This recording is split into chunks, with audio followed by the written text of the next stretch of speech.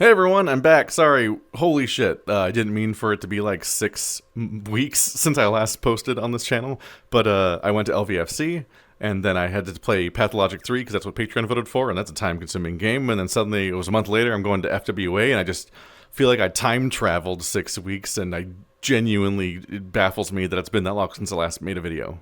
But anyway, I'm making a video here late at night, just tired and exhausted at this point, but I can't help but do it because I've just been walking up and down the central hallway of my house, just sort of ranting about this to myself for a while, so I'm putting it out here just as much to get it out of me as for anything else, really. So I have been alerted, once again, to furry Twitter drama. And so I went and I fired up the old burner and took a look, and it's really stupid again. It's always really stupid, but this might be an especially stupid case of people just being mad at each other for what feel like extremely made-up reasons, and I just do not know what the fuck we're doing anymore. So I'm going to show you a photo, and I want you to guess what is controversial about this photo. What made people mad about this photo? What is the thing that Twitter would feel reasonable as a reason to call out? This is what's wrong with the furry fandom. What is the problem with this photo? Let me know in the comments. Pregnant pause where no one actually plays along with this game. They're calling it racist. They're saying that this is a photo of all white people, and that's a problem for that reason, which there are things to unpack about that entire thing, like just seeing a group of white people and assuming that that's the only people allowed, or that that's the only people that they know and not just who happened to show up that day and so on. That's messy to begin with. But what really gets me is that, it would have taken just 2 seconds to look at this photo and realize that the person posting it in their bio identifies themselves as Korean. So the person posting the photo, who is in the photo, is not white, and that really highlights how dubious this entire premise is that you just see a bunch of people who have fursuit heads on, and that really significantly reduces your ability to assume anything about anybody. And it turns out any number of the people in this photo might be Latino, they might be of a variety of different Asian ethnicities, and you can't just assume that everyone's white because they're light-skinned. That's just a problem. Now, to be clear, I do actually think that the furry fandom has its own struggles with race and with sexism and transphobia and biphobia. We have a variety of issues because there's a bunch of messy people that are all allowed into one space because people self-identify as furry and there's no real process through which somebody is furry or isn't furry. And a lot of people have fucked up backgrounds and fucked up beliefs about different groups of people, and there's a lot of inter-LGBTQ plus infighting and so on, in addition to real-life race problems translate over into fandom race problems. That all exists. But it's just so counterproductive just to make shit up. And I know that at least 3 people in this photo aren't white because they tell us right here. So one of them responds, "Days since someone called me white on the internet." 0. So that's already 2 people in this photo that aren't white. Really bad sign for the original call out. By the way, I'm just going to anonymize everybody. I don't know what the ethics are of talking about random people on the internet in general, so I'm just going to blur any faces that aren't fursuits, and I'm going to block out any names and usernames and so on just to avoid any level of harassment or dogpiling to the extent that I can. I mean, you can only do so much to anonymize online content unless you're going to fake the tweets themselves, and I'm not going to be doing that. But I don't know. If I feel more comfortable if I don't show who people are. But so far, 2 people very clearly telling us that they're not white. And so enters a new character. Here we have who I'm going to call Yeen Meat, because I'm trying to come up with nicknames, and this person needs a nickname because we're going to refer to them multiple times going forward. So remember Yeen Meat. But they say, "Some of you in the quote retweets will not be invited to the pachanga." Hopefully I pronounced that right. I'm sorry. I actually am white. But when it comes to these kinds of weird callouts, I'm a little sensitive to it because I remember having a very frustrating experience at FWA, actually, which is where this photo's from, just a couple of years earlier, which is that we all went to a friend's birthday party at a pizza place, and that friend took a picture of all the people that were at the birthday party for him. So he had 20, 30 people all around from the furry fandom that were at this convention at the same time. They're all friends, and we're all connected. And we're all sitting at a bunch of booths, so he lined up a shot and took a photo while everyone's looking in that direction. And the quote retweets were talking about how we were just 50 versions of the same guy.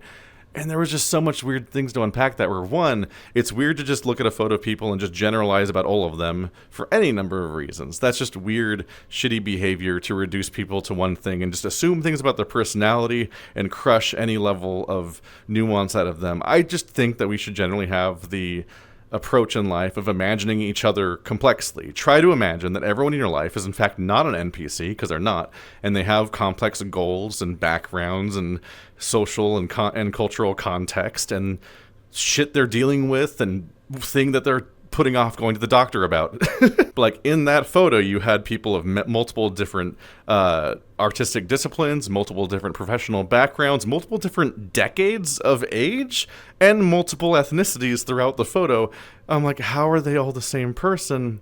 And they, meaning me and we, beyond just being a bunch of furries smiling at a camera, which I'm like, is that sheeple behavior, not a smile at the camera, but like blah, blah, blah. So I've been weirdly sensitive about these weird call-outs where you just like dunk on a photo of smiling people, because it's like social media just hates seeing a group of happy people and will kind of work backwards from that frustration. It feels like it oftentimes just like, well, I'm not feeling that way right now, so I should come up with a reason why this is bad. And they kind of work backwards from there, and that's inherently faulty reasoning. It's just like a bad way to go through life. It's not healthy.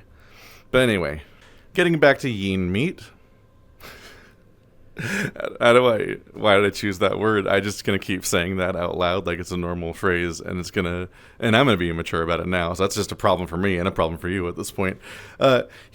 Elsewhere in the threads, he makes it clear that he's Mexican. So now we have 3 people in this photo, which isn't even a photo of that many people, who already have made it clear that they're not white, and those are just the people that are taking the time to respond to the photo themselves, and everyone else is just unconfirmed unless you want to go through and recognize everybody. I'm not going to do that. That's insane. I don't recognize a single fursuit head in this entire crowd at a blind glance, and that would be an insane amount of work that I'm not doing for this, because that's not the point. The point was that people made up a problem by just assuming things about the entire group of people, and that's just a shitty way to live. But I've singled out yin meat for a separate reason. That's a terrible name. Which is that there's a second thing that came up in relation to this video, and also in relation to a number of other things recently in the furry fandom, which is I've seen a recurring meme, which is that the furry fandom went from being a bunch of nerds to being the jocks that would beat up those nerds. And I think that's a really weirdly dark place to take things. I think it's genuinely a shitty way of going through life. I think it's an unhealthy way of processing the people around you, and it's an unhealthy assumption to make about people socially. And in particular, it's actually the toxic part of being a nerd is thinking like that. Like, speaking as somebody who was pretty lonely throughout middle school and high school, who identified as a nerd, a lot of that was self-inflicted behavior. It was me internalizing the idea that people didn't like me because I was an outcast. I'm weird. You ever see me without this hat? All that bullshit. I was the guy from Riverdale, basically.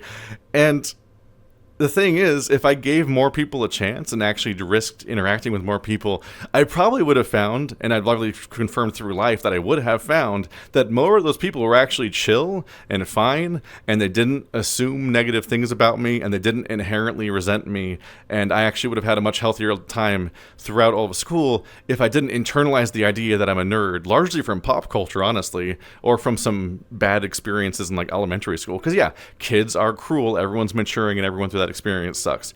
But like, I cannot stress enough that the dilemma of being a nerd in high school and getting bullied for it isn't often even entirely true in that aspect. And in many cases, the people that internalize that idea are pre-assuming that the people around them are shitty people that would mistreat them without actually ever experiencing that firsthand about those people. And this is an example of that, where people are saying that about multiple other photos and groups and just societal trends in the furry fandom, but they're also saying it specifically about this one. This photo of people that go to the gym. They're assuming that everyone here sucks and that they're the kind of like meathead jocks that would bully you in high school.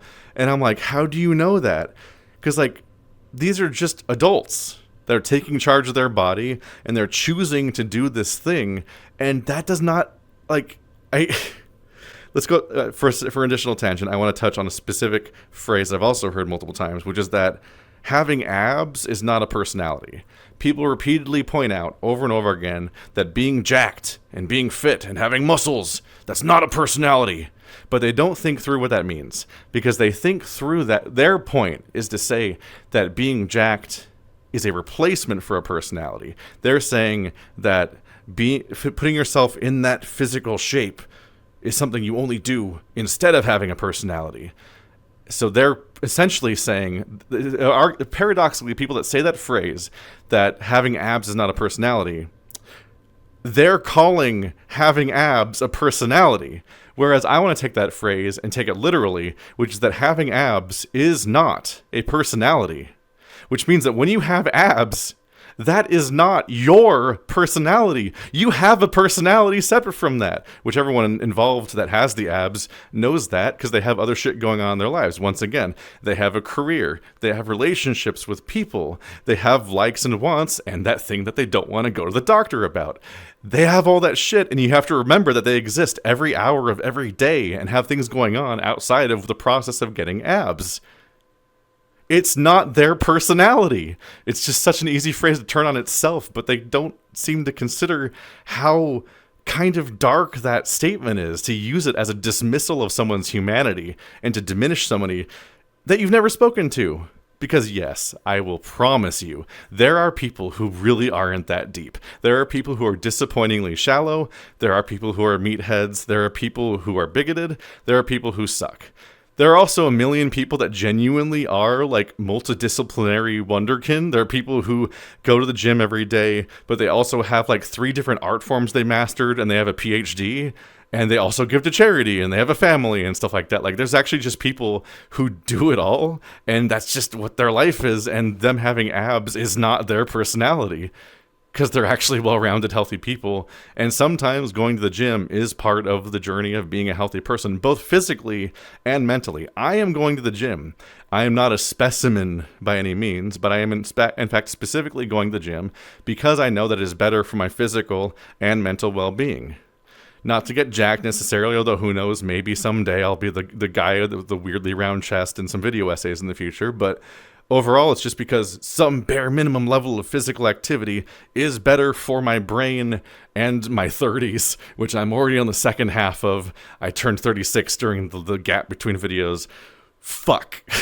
So when people talk about people just being gym furs and saying that they're the people that would bully you in high school, I don't know, man. Have you talked to any of them? Just have you considered talking to them?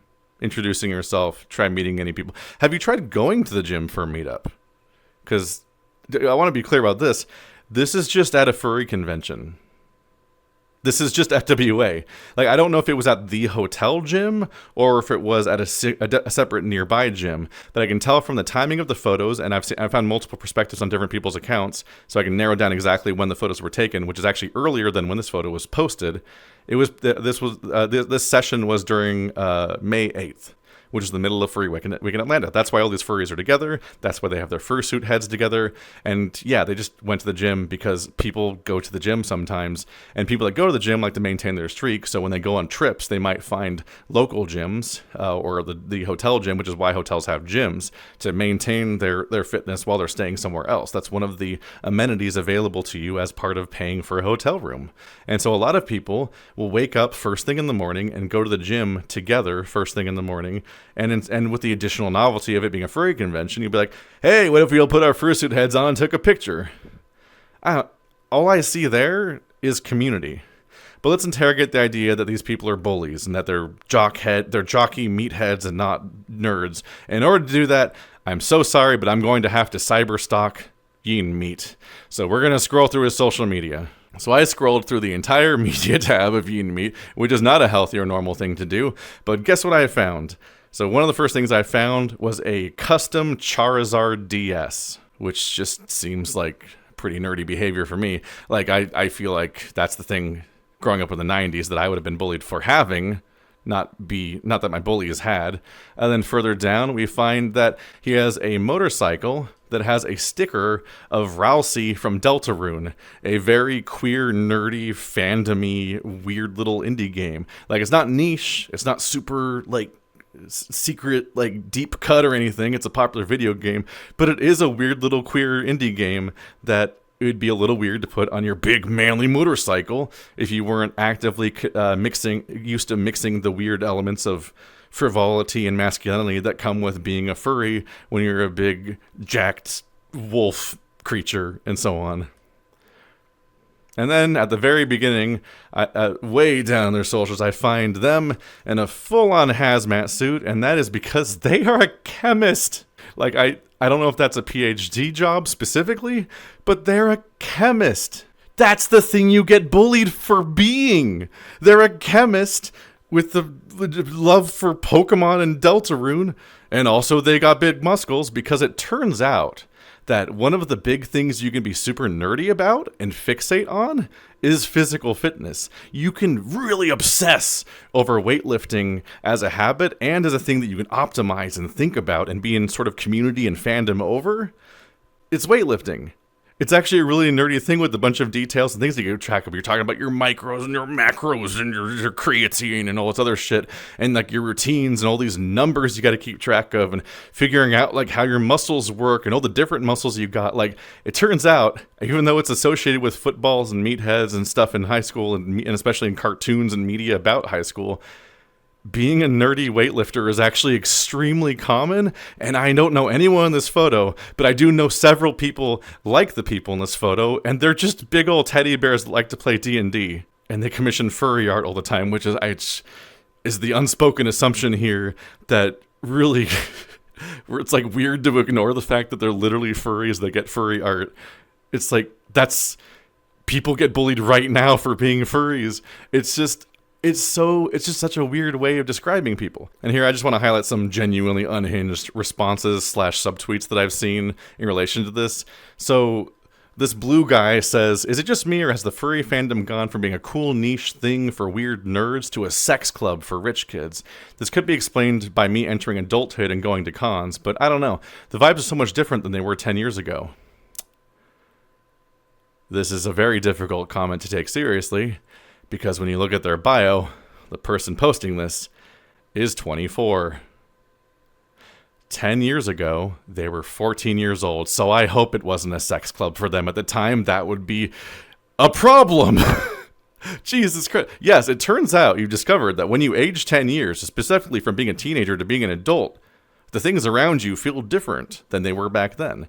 Part of that's because the entire world changes. Like, we went from before Trump's first America to into Trump's second America, with the several upsetting wars and cultural changes and AI and I don't even want to get down the whole list of horrible things that have happened since then. But also, you're literally 24 now, and you were 14 back then. Of course it feels different. You were an idiot. You're an idiot now because you're 24, and I remember being 24. I just recently found this week a blog that I ran when I was like 21 years old, and it like activated my fight or flight. I do not like the thoughts of me from 16 years ago. So I can confidently say that you're an idiot when you're 24, but for different reasons. But you were like barely even a person yet at 14. Like, you were still cooking, and right now you're kind of done cooking, but you've got a lot of growing to do, and that's just like the first half of your life. I'm sorry, that's how that goes. But yes, you're going to massively change the context of how you process the world around you, and you can't say how sexual or how like nerdy or not nerdy the fandom was 10 years ago if 10 years ago you were 14. But that's even only half the reason I'm here. The real reason I'm here is because the response is so unhinged. I just have to read this insane person here. The person says, "This rise in dominance of the gym furs has fundamentally changed the furry fandom. Having an very muscular body is becoming the expected norm, and with that, the huge amounts of focus on sex. Because you don't go and get a body like that just because it looks nice. It's all about getting lots of sex." Bro. Are we in the same furry fandom? Because are we processing how much the furry fandom enjoys other body types specifically that aren't muscular? Like, we know this, right? We know the love of belly. We're all here. We're experiencing this. Like, we can all enjoy a big bara drawing and so on. But, like, are we really going to pretend that chubby people are, like, struggling in the furry fandom specifically when it comes to sex? Also, just speaking from first-hand account, because I guess I'm going to put this on the record, I have lots of sex. And here's the sound. I got to put my hands away so I can do this. That's the sound of me playing my belly like a drum, because I still got a lot of belly, and I am a balding 36-year-old man. I am not cool, as it turns out. I am not a ripped, bulging gym rat, and yet sex is not that hard to have as a adult in my 30s. It's a thing that people do. It's especially a thing that people do in the furry fandom and in queer communities. Like, you can find the right people. You just need to actually go outside and talk to people and get off Twitter, which is rotting your brain. But I feel insane pointing this out. It's especially way easier to have sex than it is to get a body like that. Like, we know how much work it takes to be an extremely jacked musclehead, right? It's a lot of work. That's why I compared it to a nerdy obsession, because it's actually a pretty nerdy thing to become. Having sex is way easier. You barely have to do any work. You just gotta, like, meet people and get along with them and see how things go. Like, the turnaround time could be 24 hours on that, whereas that whole process, the people that look like that are like a decade deep. Like, that is, that's a gamble. And if you think that you need to look like that to have sex, there's a good chance that people are not going to have sex with you, because that seems like a rancid personality. Because once again, and I hate to repeat myself, abs are not a personality. And that's going to be a real difficult lesson to learn if you try to get abs for 10 years and never got a personality still. And for our last visual, there's a nice quote retweet, which is, this person said, double it and give it to the next person. And it's just another furry gym meet at a different furry convention, because that just happens sometimes, which is like, I guess here's where I want to break down what a furry convention is on some level and what happens there, because I don't think people totally get it, and that's what the context is for this photo. So, a furry convention is a social convention, which sets it apart from something like PAX, which is a video game convention, which is about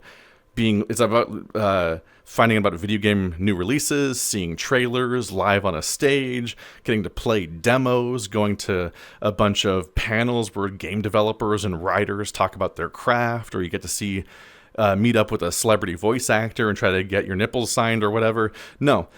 In furries conventions, there barely are events, and half of them, frankly, aren't worth going to. A lot of people go to furry conventions, and they don't even pay to register, because they actually just ghost the con.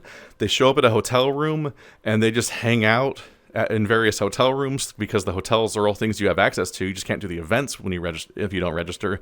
And a lot of people actually don't find the actual contents of a furry convention, like the stuff that is thrown by the thing. Sorry if you're an organizer, but this is true for some people at least. I register. I want to go to the dance competition and the dealer's den, but people often don't even register for them because they're actually just there to meet up with people.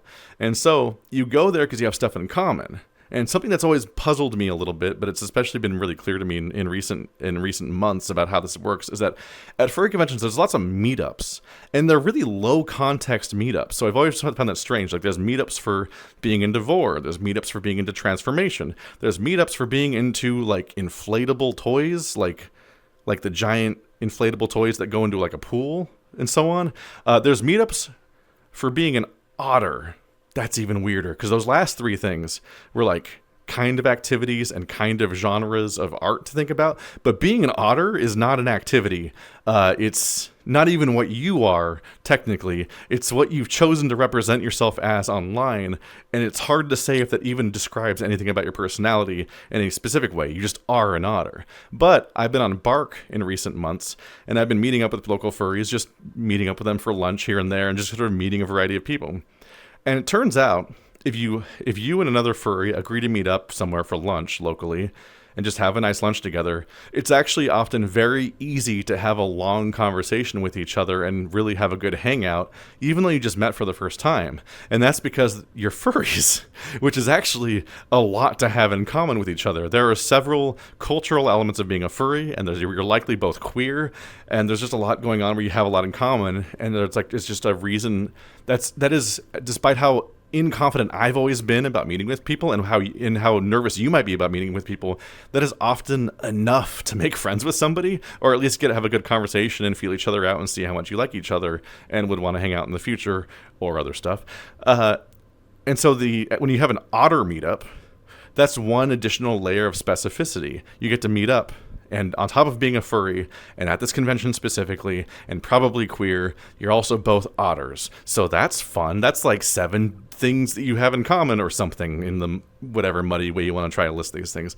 So that's just more ways to potentially talk to people, meet the friends of people.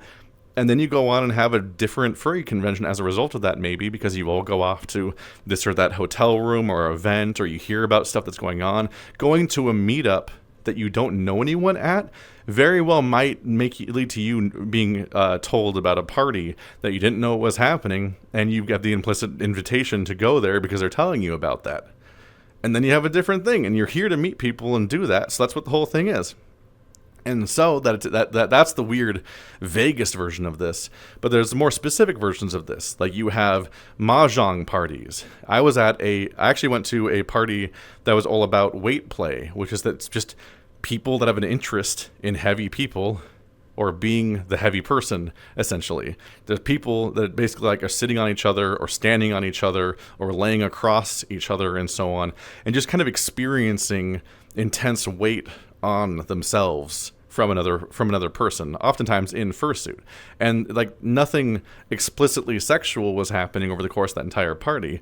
It's just heavy people and encountering them in this context because that's just an interest that the people there had. A friend of mine, Riker, frequently hosts or co-hosts rock climbing expeditions. Expedition's a slightly weird way to put it, but like he gathers a group of like 30 or 40 people, and they all go to the rock climbing gym and they boulder around, and a bunch of them bring their fursuit heads. And at the end of the get together, they all take a photo together, and whoever has their fursuit heads with them puts it on their head for that photo, and they all pose on the rock wall and so on. And then you have a photo to commemorate the cool little social event you had together. They are just social gatherings in a convention about social gatherings. So in that context, it's deeply normal for a bunch of people who are a bunch of nerds at a furry convention with their fursuit heads to then go down to the gym and take a photo together after doing their workouts or before doing their workouts. Because it's just a fun thing to do at the fun party con. And so I can't help but just sense resentment and honestly self-damaging thought patterns and behaviors when it comes to a lot of people that are responding very negatively to just people who are at a furry convention taking a photo together while enjoying their personal interest together. People who, I cannot stress enough, probably were in several similar photos that convention at different activities, like mahjong and so on. Because they're nerds. They're a bunch of gay nerds, and some gay nerds want abs. Or ab-like structures. So that's my super disorganized rant about this silly mess. I just want people to do better. I just want people to be nicer to each other and assume the best of each other until proven otherwise, because it's really unhealthy to do otherwise. And step 1 of that is the same thing I say every time this stuff comes up. Please get off of Twitter. It's designed to kill you. Like, it is designed to ruin your brain and make you unhappy and show you whatever you don't want to see. And if you signal that you don't want to see something, it will only show it to you more and more frequently because it thrives entirely off of conflict. Elon Musk owns it. Elon Musk owns the website, and he's responsible for, at this point, maybe millions of deaths in the last year. And in the future, because of cuts to USAID and all the horrible things that he's done to the U.S. government. I cannot stress that that is just a portal of darkness, the entire website. It's one of the least ethical websites to support, and it also is bad for you and makes you unhappy. Like, it should not be this hard to get people off this website, but people are addicted to staring into the abyss and feeling bad and imagining the worst about the furry fandom. And I just cannot stress this enough, because this is also a recurring thing.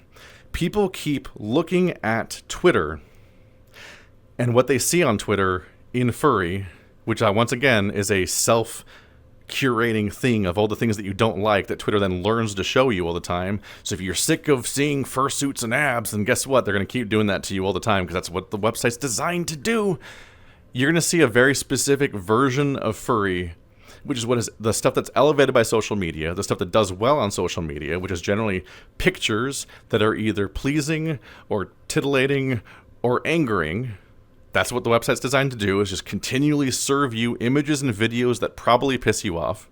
And you're gonna think that's the furry fandom. And so many people look at that stuff and they're like, and that's why I don't go to conventions. And it's like, are you even a real furry? Like, I'm not, like, we can't gatekeep this stuff in that way, but at the same time, like, if you only experience the furry fandom via Twitter, I'm not sure if you've ever actually experienced the furry fandom. Like, there are fur affinity furries, there are so furry furries, there are furry convention furries, there are DJ furries, there are local get-together furries. There are people who've never been to a convention and never had a fursuit, but they go to the local fur meet in their Sacramento area. That's me. That's in their local city area that they know about on Telegram, and they do a little bar crawl with some friends, and those people are experiencing the furry fandom in a very real way, and they're all different ways. Twitter does not count. If you are only on Twitter, I genuinely, sincerely think you are not experiencing the furry fandom in any real way, and I think you should really reconsider that, because if you consider yourself a furry, then why do you want the worst version of the fandom to be shuffled down your throat all the time, and then just be made angry all the time until you start saying stupid things on Twitter like, oh, I don't feel at home in this fandom anymore. It just doesn't have a place for me anymore. It's like, no, you're on Twitter. That's not real. It's just so fundamentally different, and I've just, again and again, I've had the joy of getting to visit with somebody while they're at their first furry convention, specifically friends or people that I've worked with on different projects and so on, and we finally get to go to a furry convention, and it completely recalibrates their idea of what being a furry is, and what the community is, and it's incredible. And they want to go again. People that were considering dropping out entirely become hooked to the furry fandom because they actually finally experience real community. Twitter is anti-community. Uninstall Twitter. Jesus Christ. Sorry that every video has the same moral. It's just you're doing it to yourself. So many of these controversies are basically fake. It's so fucking annoying. I'm so sick of having this conversation. Oh my god, can we go back to drawing butts? And some of those butts will be muscular.